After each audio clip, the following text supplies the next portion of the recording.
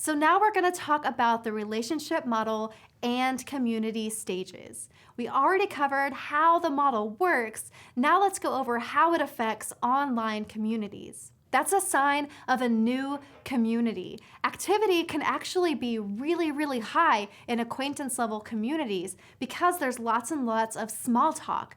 But eventually people will not be able to see the value of being a part of this group and will eventually leave if you don't start moving people through that relationship model. If you feel like your community is stuck at the acquaintance stage, there are some things you can do. You can check on your community's position, check on your community's purpose, reevaluate your community mission statement. The good news is all of this is going to be covered in lesson 2.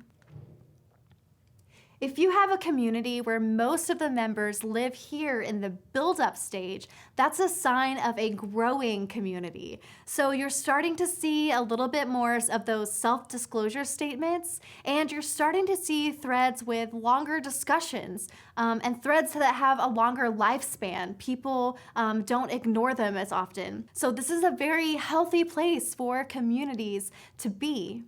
Now, if you have a community where most of your members are living here in the continuation stage, that's a sign of a really strong community. You're seeing tons of self-disclosure. You're starting to see the presence of community leaders who really love taking ownership and being involved in your online community. And you're seeing many long and in-depth discussions happening between your members. Now, there's also communities where a lot of the members live in the deterioration stage. So this is a sign of a declining community. Something happened that broke the trust. Maybe people are angry, maybe they just can't understand the thing they had in common that brought them together in the first place. So that's really not a healthy place for a successful community to be living. And of course, if you have most of your members here in the termination stage, you probably don't have much of a community at all. So a community manager creates a healthy environment for members to connect, and they facilitate, strengthen, and encourage those relationships.